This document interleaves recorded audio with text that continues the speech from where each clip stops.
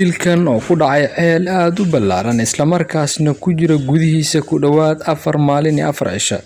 Waxaa lagu magacaabay Rayaan waxa uu dhashay dalkaasi Morocco. Habeenkii afraad ayuu ku hooyanaya.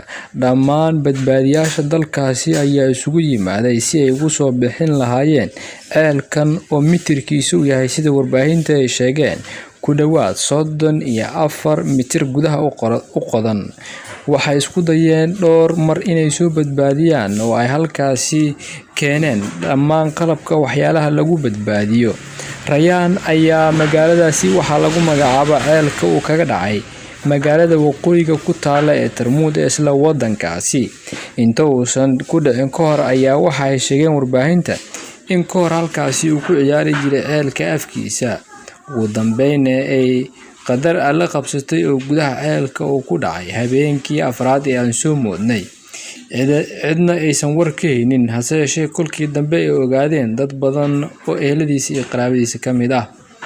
Warbaahinta caalamka guud ahaan ayaa hadal haysa arrinta ku dhacday Rayaan.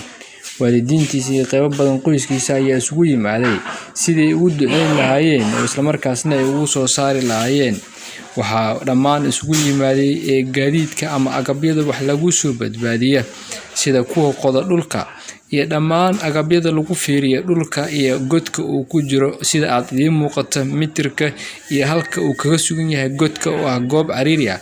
Isla markaasna dadka haddii ay gali lahaayeen si toos ay u wajihi lahaayeen inay u soo badbaadiyaan ama ay u soo samata bixiyaan ayaa laga cabsanayaa godka oo ah mid burburaya ama dumaya si kastoo aad u garanayso. Isla markaasna nalal iyo waxa lagu xiray qalab kala duwan si loo arko gudaha halka uu kaga sugan yahay.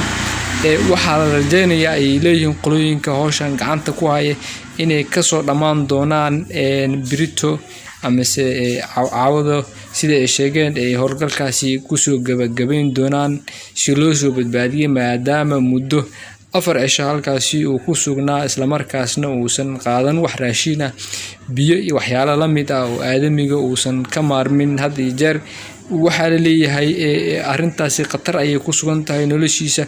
Waalidiintiisa qaybo ka mid ah ayaa aad ugu walwalsan xaaladda guud ee uu ku sugan yahay wiilkooda Rayaan oo ay ka codsadeen in dhammaan muslimiinta maadaama uu yahay qof muslim ah oo dalkaasi Morocco u dhashay inay u soo duceeyaan si samata bixinta lagu guuleysto halkaasina uu kaga soo badbaado asigoo bad qaba oo kaga soo baxo. Run ahaantii warbaahinta janalka Dooxa Media ayaa warbixintaasi kooban halkan idinka soo gudbinayay. Ilaantiinba waad mahadsantihiin. Halkan inta aan ku kulmi doono barnaamijkan lacayne waxaan idinkaga tagaynaa nabadgelyo. Dhammaantiinba khayr ayaan idin rajaynaynaa. Janalka Dooxa Media ayaa halkan idinka soo gudbinaya warbixintaasi. Waxaan ka codsanaynaa inta halkan ku cusub in subscribe, like, share, comment ay dhahan si asxaab badan ay u wada wadaagaan barnaamijyada halkan aan ku soo gudbin.